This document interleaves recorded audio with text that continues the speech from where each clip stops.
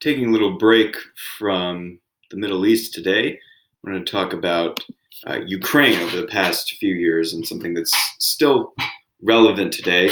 And this is going to sound like, and in some cases it is, though not in the way people commonly use the term. It's going to sound like a conspiracy theory in the sense of, did NASA fake the moon landing or something like that? Because it sounds so strange. And the title of this is US-funded neo-Nazis, the Azov Battalion in Ukraine. Does the United States fund and support, or did it fund and support neo-Nazi elements in Ukraine? And it did, and that's proven and documented. But the unintended consequences of this foreign policy are more far-reaching, and this story is so strange and so unbelievable and so fantastic that it can hardly be believed. But it is the truth. It is a consequence of American interventionist foreign policy, and it has shaped the world we live in today in the Eurasian region and relations with Russia and all these different issues. And it's come to affect the United States in a unique and very intimate way at home, as I'll show at the end of this. So this story keeps getting crazier and crazier as you go till the end. And so there's usually 2 or 3 more crazy things that you can expect here. It gets worse as the story goes. So, U.S. coups and consequences. A coup, obviously, being the overthrow of a government from the outside. Foreign-imposed regime change, it is also called in international relations literature. Maybe people don't know, but the U.S. has been complicit in supporting the overthrow of the Ukrainian government twice in the last handful of years, the most recent being the Ukrainian Revolution in 2014. Now, it's called a revolution usually by those who support it. A coup is probably a more appropriate term. So it's referred to by both these ideas. And when I remember hearing about this, I remember hearing about it from the U.S. media like this was, like George Washington and Thomas Jefferson and Ben Franklin and John Adams of Ukraine fighting against the British Empire or the Russians, trying to maintain and keep their independence, because that's how it was portrayed. However, that's not the case, as we'll see. So the Obama administration's coup, which they would have called a revolution, from February 18th to the 24th, took place in Ukraine and overthrew the democratically elected government and replaced them with an anti-Russian government. And Ukraine is, though it is a one nation state, it is divided culturally it has more of a Russian-speaking culture on the east, and it has a more independent Ukrainian culture on the west, and all types of different things in between those, and that simplifies the picture.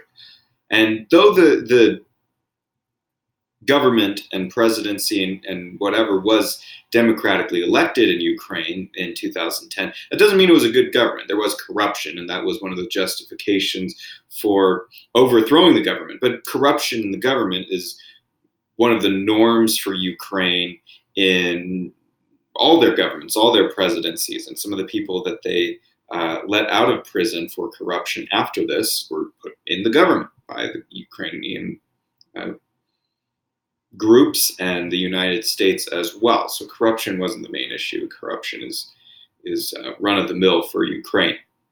So they overthrew it with and replaced it with a government that would be anti-Russia and more pro-West. And so that's part of this strategy of what's called national security to justify this.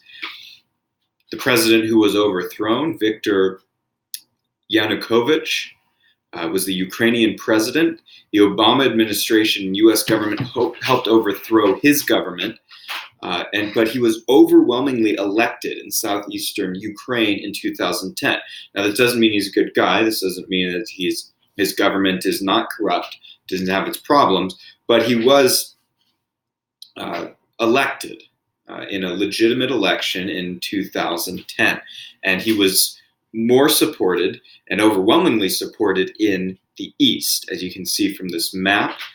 The map shows Yanukovych on the southeastern side being very supported, and he won the election. But you can also see that Ukraine is divided, arguably making the case for decentralization, breaking up of this even small nation state. That's a discussion for another time.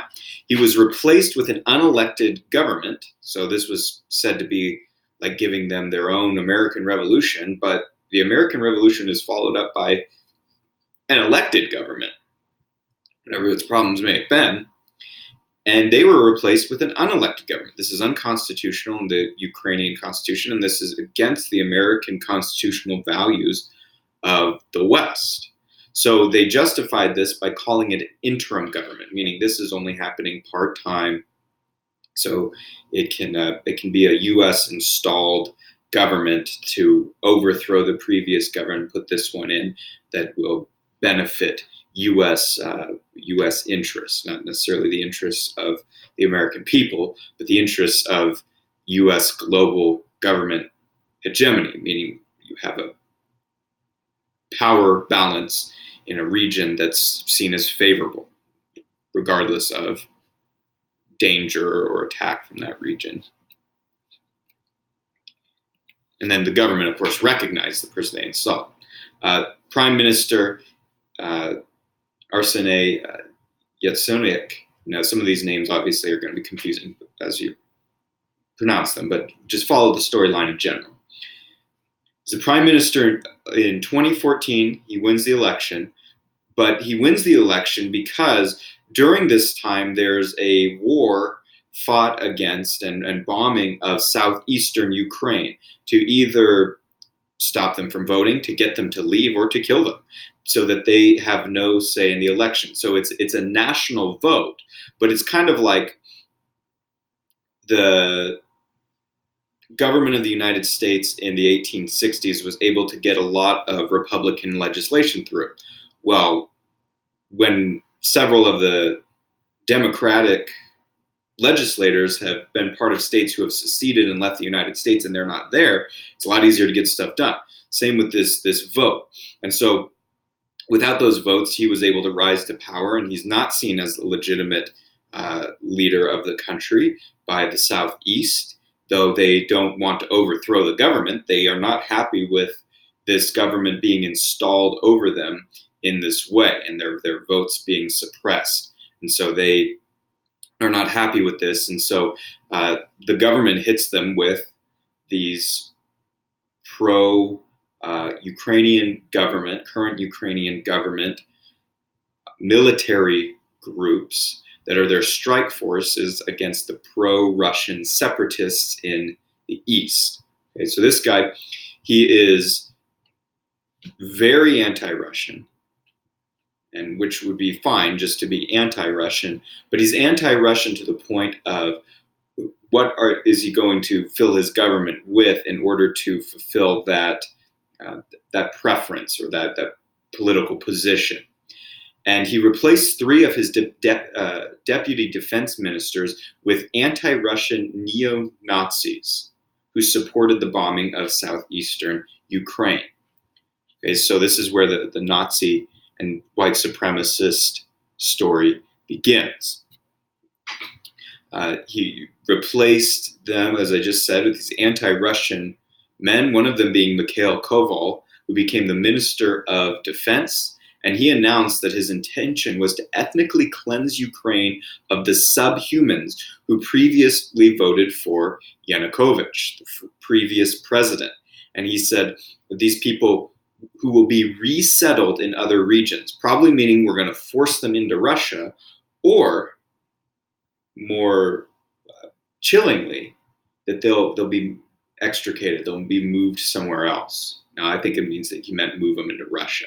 And a lot of people in southeastern Ukraine during this time did flee to Russia because of the bombings that were happening to them in order to legitimize and maintain the the government of the Ukraine that was propped up and put in place and helped to come to power by the United States.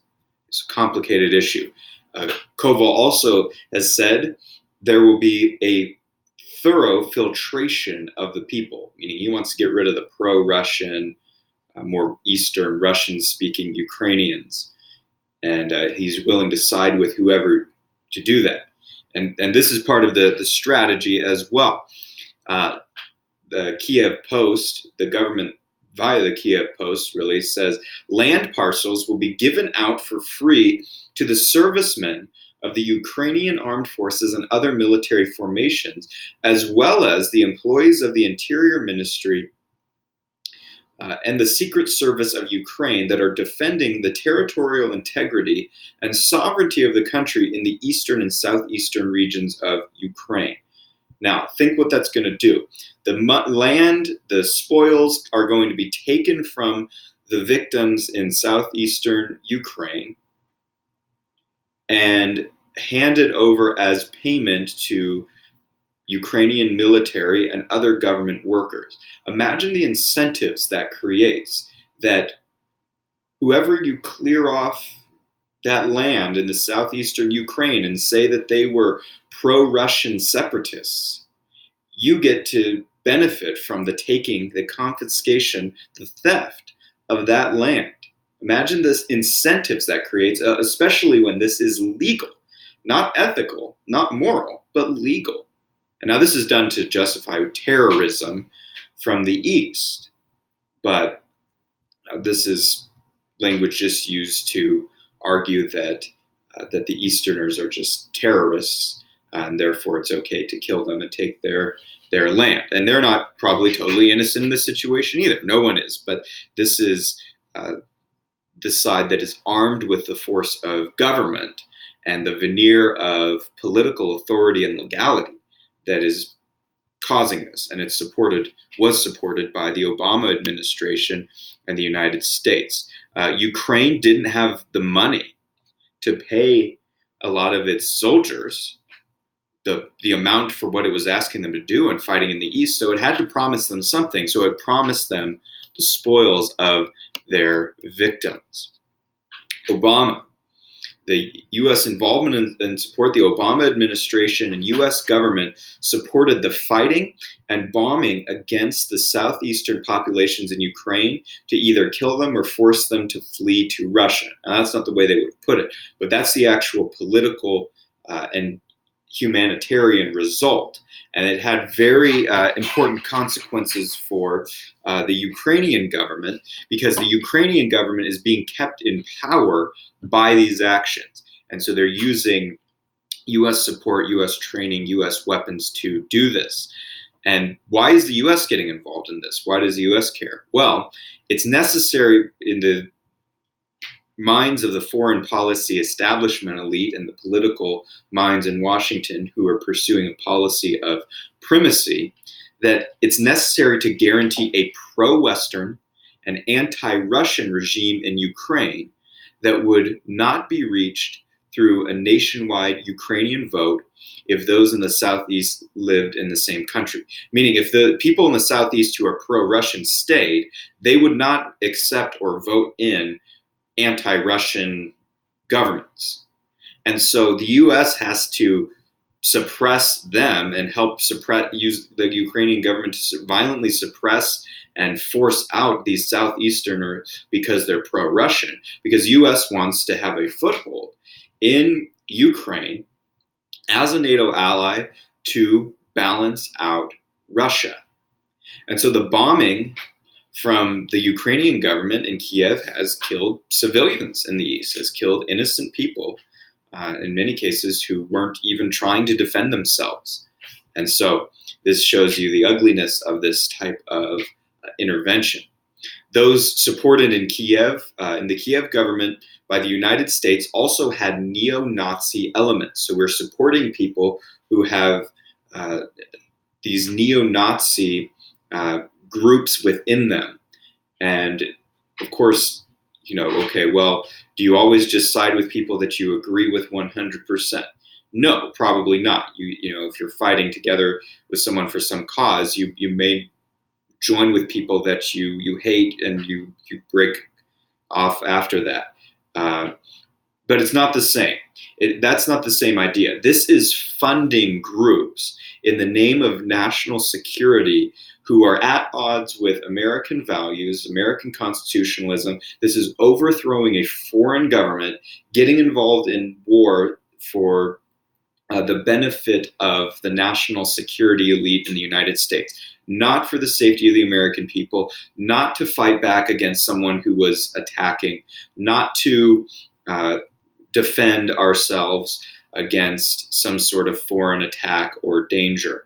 This is putting a foothold in there to balance out Russia, is their thinking behind this. And so they're willing to side with neo-Nazis, they're willing to side with Saudi Arabia, they're willing to side with all these things that they say, oh, well, we have to, work it out in these cases. In some cases you do. I mean, Trump's sitting down with Kim Jong-un in North Korea and trying to work something out. I believe that's a positive.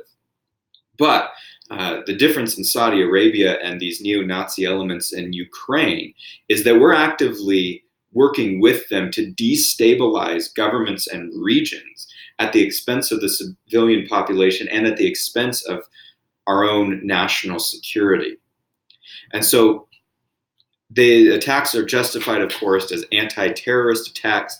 Senate Republicans, not to be outdone by the Democrats, the Republicans are, for the most part, a bunch of interventionists as well, launched a bill under Obama to support arming Ukraine despite its known fascist elements. And it's not like Obama and the generals and those in the Pentagon and the CIA and Congress didn't know about this. They did know about it, and some of them, to their credit, were very disturbed by this, but they were still willing to give money, arms, assistance to these groups to try to produce a result they believed would be favorable to them. It gets crazier. The strategy and security interests are used to balance Russia. Ukraine is divided with, as I said, pro-Russian groups concentrated in the east and Western groups concentrated in the west. The US also desires a base equipped with nuclear missiles next to Russia. So Ukraine has become a proxy war between the US and Russia, both funding and trying to support these different sides for dominance in that region. Now imagine this. Now Russia is a terrible government as well, but imagine how the United States would react if the Russian government overthrew the government of Canada twice in the last handful of years, one being in 2014, and was arming fascists in Canada to fight against the pro-US government.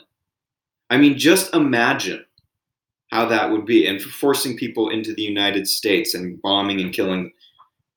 We would have nuked Russia had that been the case. And Russia has not made a ploy to adopt eastern Ukraine back into its territory, which many in that region would probably accept, though the Western government of Ukraine would not. So Russia doesn't have these expansivist plans necessarily, but that's what we have done to them.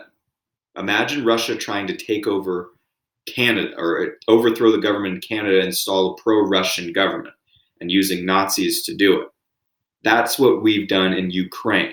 And our goal, or the goal of the US government, I should say, because it's not my goal, it's not the goal of the American people as far as I know, is to put a nuclear base there that's 10 minutes away from Russia, flying as a nuclear warhead would. So this is not a good situation to be intervening in Eurasia. Now it gets crazier. The Azov Battalion is a neo-Nazi fascist group in Ukraine. And originally it was a paramilitary group of the right-wing Ukrainian nationalists under the Ukrainian Social National Party. And if the Social National Party sounds familiar, that's because it's named after Hitler's National Socialist Party. The Azov Battalion incorporated during this time. It was used as a strike force against the pro-Russian separatists in eastern Ukraine. And then after this government was overthrown and then the new one was installed by the US, the Azov Battalion was incorporated, was adopted into the National Guard of Ukraine's government. And they're some of the fiercest fighters for them, these neo-Nazi white supremacist elements. So now, is the US going to give money to the Ukrainian government and military, knowing that the government and military of Ukraine now has incorporated these neo-Nazi groups to the detriment of many groups within Ukraine? They do attacks, they terrorize people, they've attacked and made feel unsafe the Jewish populations, obviously, in this country. How's this going to pan out? Andrei Beletsky, who is a known leader in this group of this mentality, has a quote saying, "The historic mission of our nation in this critical moment is to lead the white races of the world in a final crusade for their survival." And you can easily look online for C14, which is a name of a neo-Nazi group in Ukraine, the Azov Battalion, and look at their symbolism. And their symbolism, as different articles and pictures will show, their symbolism is borrowed from Nazi symbolism, is borrowed from white supremacist symbolism. And so they put these things right on their flags, on their shirts, on their selves with tattoos. So this is what they stand for. And C14 refers to the 14 words. I don't remember how the quote goes exactly, but there's some neo-Nazi white supremacist quote that's 14 words long that talks about the essential survival of the white race and so on. You can look it up easily on Wikipedia. Some quotes here about this situation. It says, Kiev throws paramilitaries, some openly neo-Nazi, into the front of the battle with rebels. So now these neo-Nazis are being used as the strike force against the pro-Russian rebels. Goes on, says, as Ukraine's armed forces tighten the noose around pro-Russian separatists in the east of the country, the Western-backed government in Kiev is throwing militia groups, some openly neo-Nazi, into the front of the battle. And Azov's online social media profile has attracted foreign fighters. So just like when ISIS was saying, hey, we're having this jihad, we're forming the Islamic State and trying to bring in people from other countries to fight on their behalf with them, that is what the Azov Battalion is now doing, and successfully has happened. And they have had people come in from other countries to help them, and they've also had they've also armed people and sent them back. There was one story of a man who had come to them and left with a bunch of weapons and planned to go attack mosques and synagogues in France, but was prevented. And so they attract foreign fighters just like ISIS does.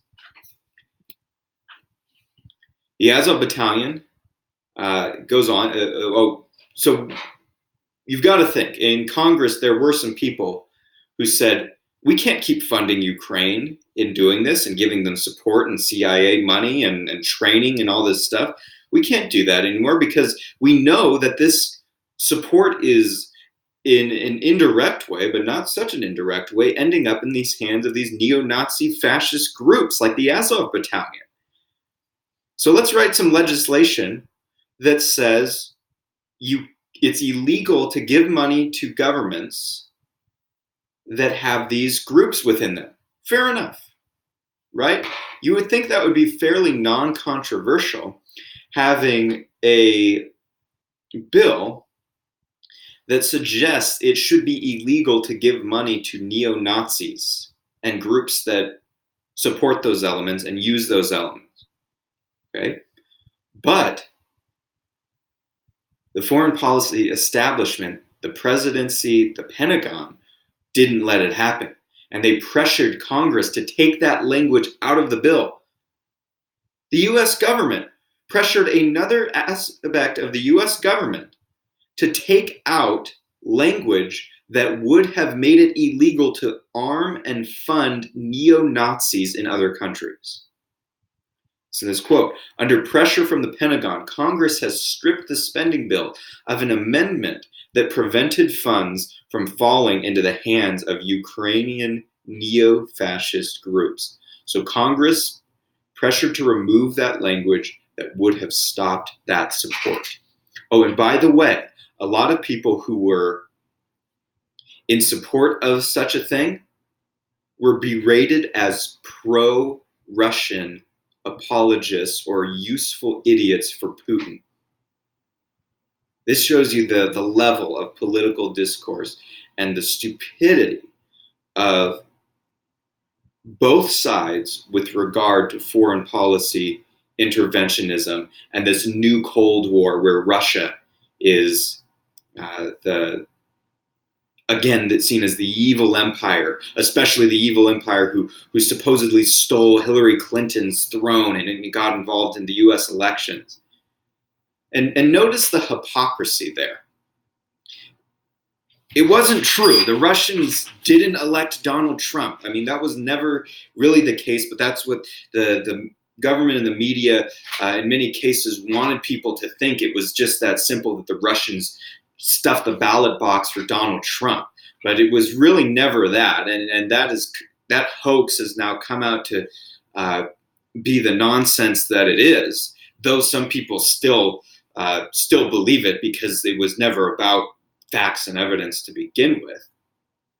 But the hypocrisy of saying, oh, Russia intervened in a foreign election, Russia intervened in our election, when they praised and supported Obama, who intervened in the election and overthrew a democratically elected government in Ukraine in 2014. I mean, the US has done this for years. It's overthrown governments through foreign imposed regime change. And now they say, oh, the Russians got involved in our elections. That wasn't true, but what if it was? Like, Russia gets 1 compared to our 20 over the last 70 years? So that's a side issue. You could do a whole video on that. In 2015, Congress passed a 2,000-page plus omnibus spending bill for the fiscal year 2016, amounting to $1.8 trillion. Both sides were patting themselves on the back, saying it was a great victory for themselves, Democrats and Republicans. Then House Speaker Republican Paul Ryan was pleased to say that the bill contained, quote, $64 billion for overseas contingency operations. Yeah, whatever that means, right? As in, Congress has no real responsibility over this. They just write a blank check with this vague language, and the executive branch and CIA and Pentagon decides how it gets spent. But anyway, overseas operations for, among other things, European countries facing Russian aggression.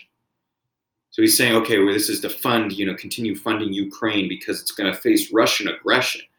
Well, yeah, I mean, you have the U.S. overthrowing a government in Ukraine and trying to get a base there with nuclear weapons right on Russia's border. Of course, Russia is going to be getting involved there, as terrible as Russia itself is. The Obama White House said, and you can click this link.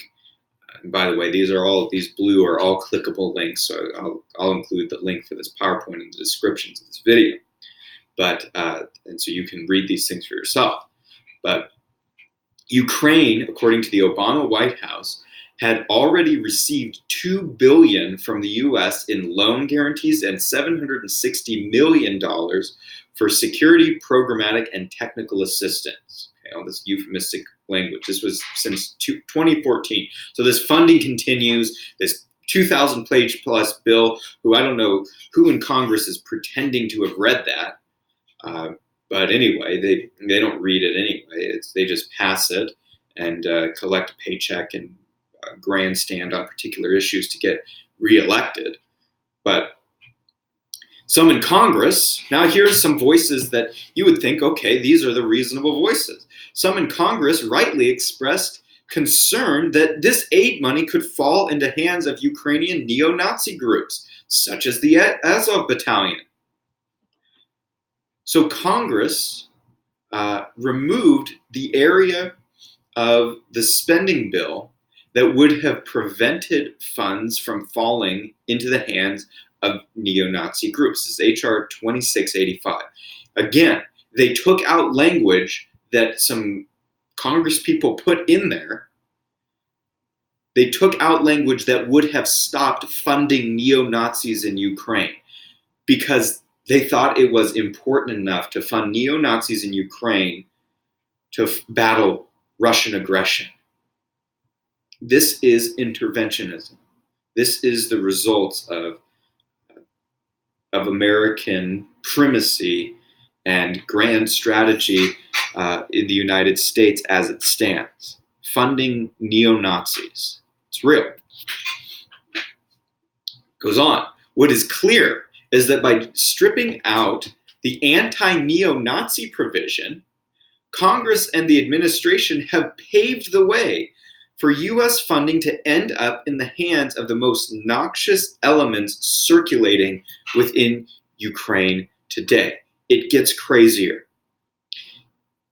Founders of these far-right nationalist parties, and I don't mean far-right like the U.S. uses the term, the U.S. leftists use it, anyone to the right of Mitt Romney and John McCain. These are actual Hitler-loving Nazis who grew up in Nazi groups and who have supported Nazi parties, like Andrei Parubi, who is the founder of the Social National Party. Remember, that's named after Hitler's National Socialist Party, later renamed, probably better branding, as Svoboda in Ukraine in 1991. He also founded the Patriot of Ukraine, another neo-Nazi party.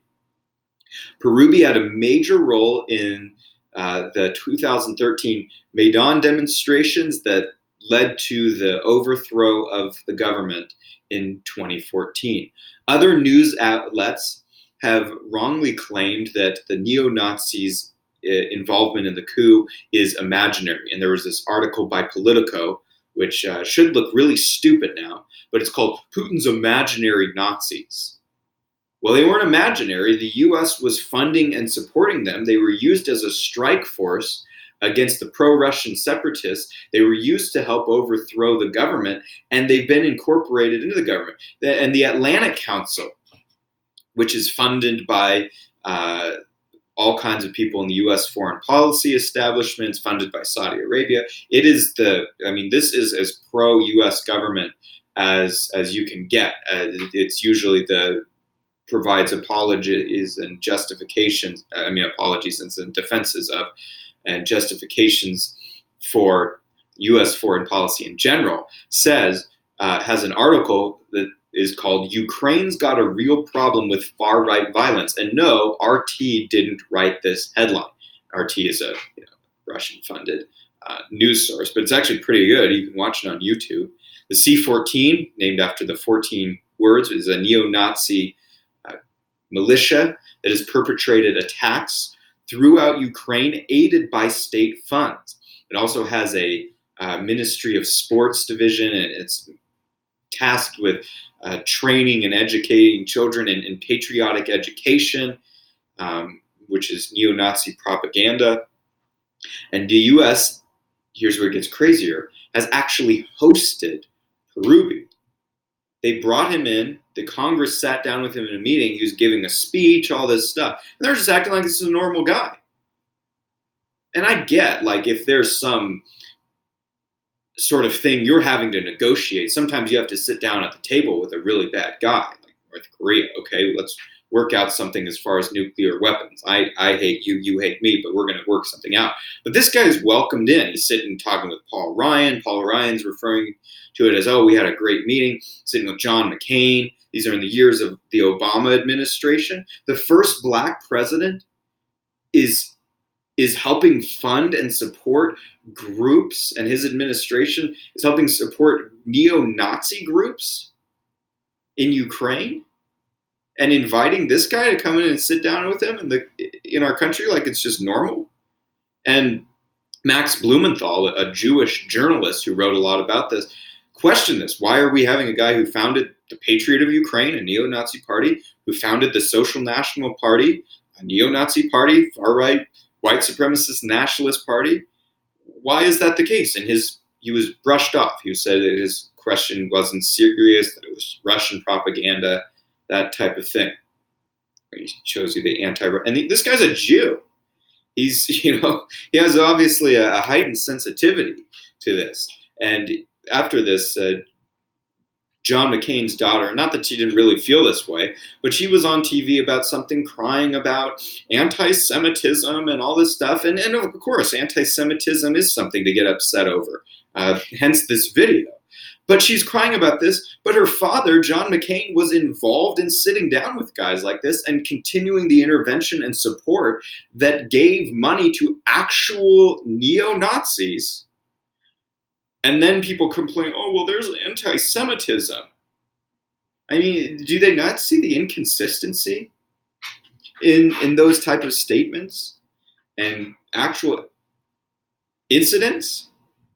And nobody cares about consistency, and nobody cares about actions and their consequences and intentions. They see those as totally disconnected things. As long as you post something on Twitter that's nice, as long as you're within this range of opinion, as long as you're following this certain way of thinking that's not too far right, it stops at John McCain, not too far left, it stops at Hillary Clinton. Well, I can go further left probably.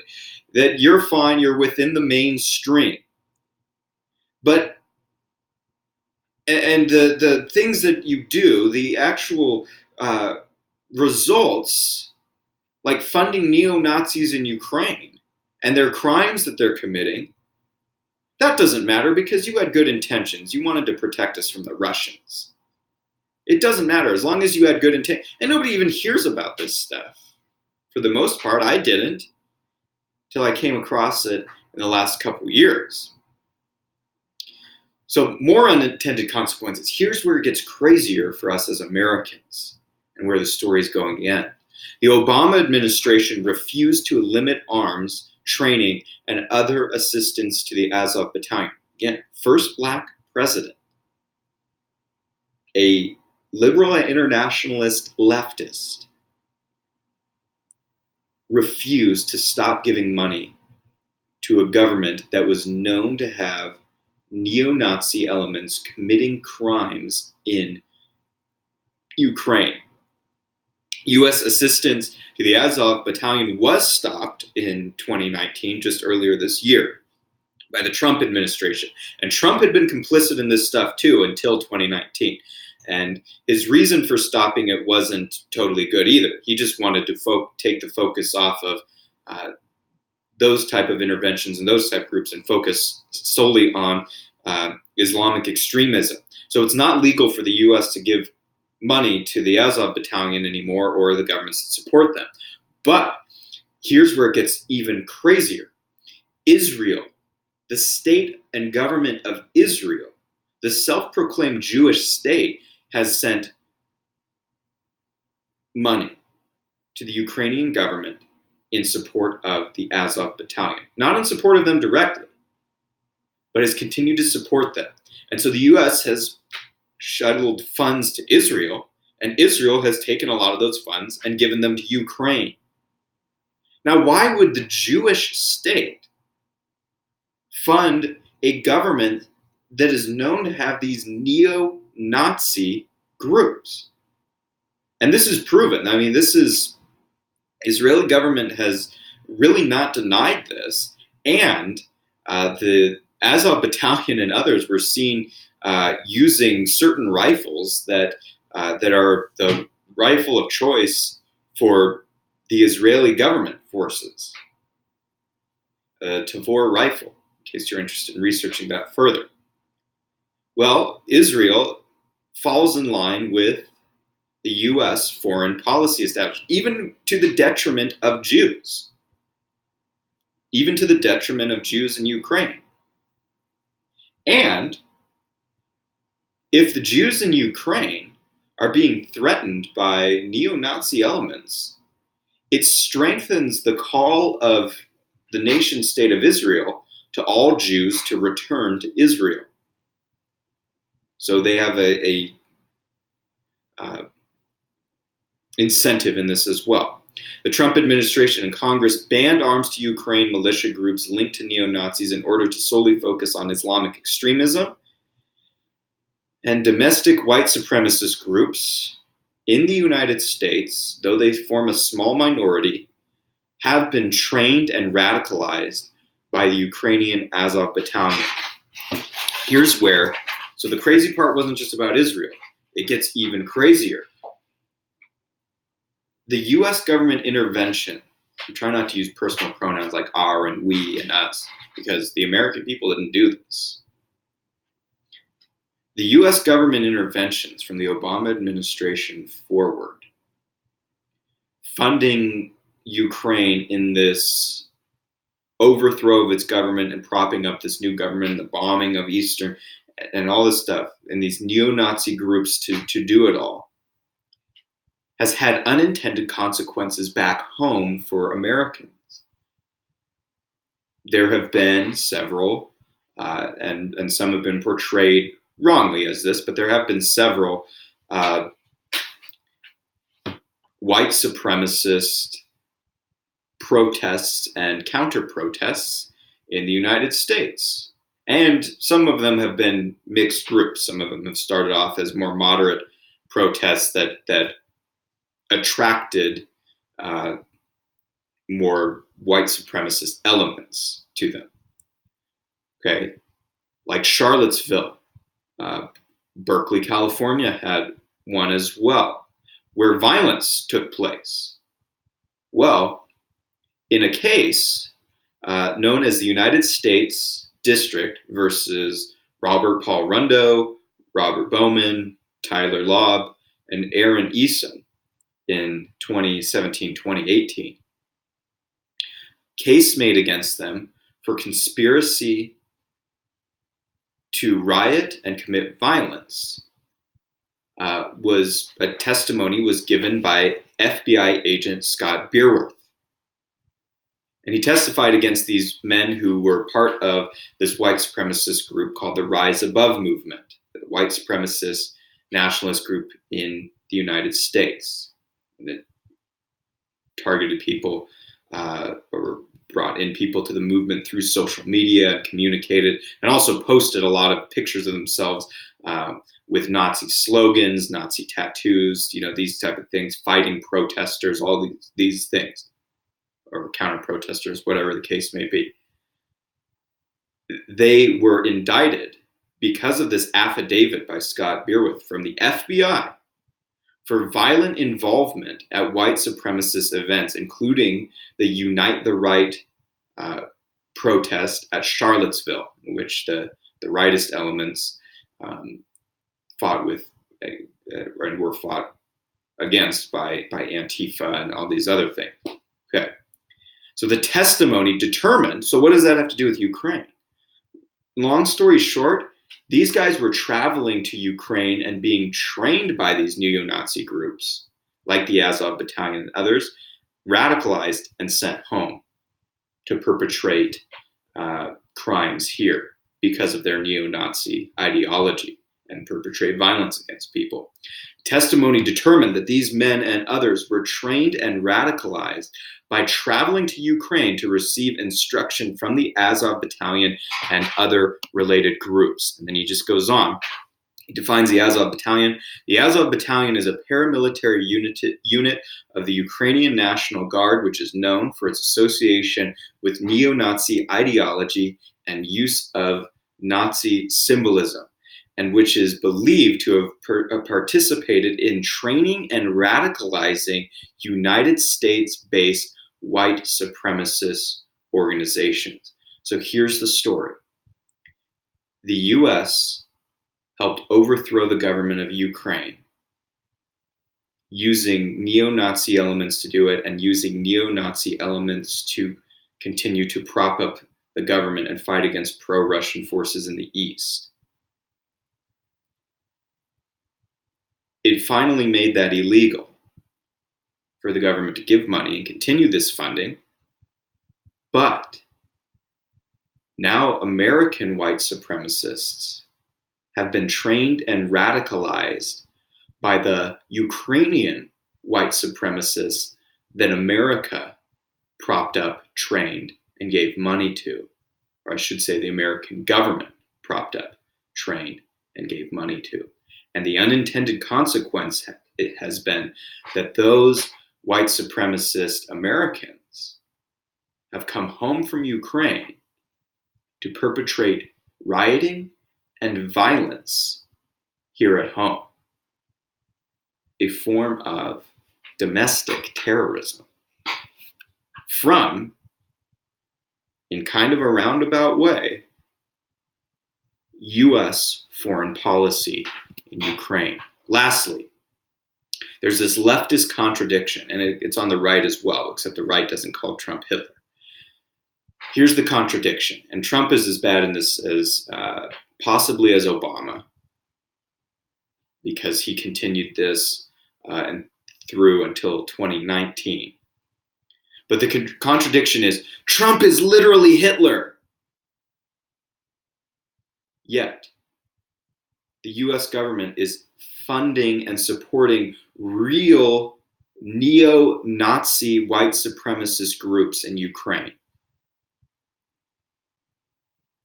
And when Trump or others try to stop it, Trump is a puppet of the Russians. He's just a pro-Russian. Putin's running the White House. He was elected by the Russians. He stole the throne from Hillary Clinton. I mean, neither of those is true. But I mean, it's a contradiction that both are said. And that just shows you that the issue is clouded. People who would call Trump and anyone to the right of John McCain and who doesn't want Obamacare a Nazi or a Hitler or a white supremacist or a white nationalist or a neo-Confederate, but doesn't care about the US government funding real Nazis in Ukraine who radicalize real Nazis here, shouldn't be taken seriously. And those who say that when it's suggested that money shouldn't be handed to governments who support Nazis doing their bidding through violence, oh, well, the Russians are going to come get us. It shows the devolvement of US political discourse. And this shows the point of this is it comes down to, again, the tragedy of US interventionism and unintended consequences, that a headline can be this crazy: US neo-Nazis in Ukraine funded by Obama administration. It really is the case that truth is stranger than fiction.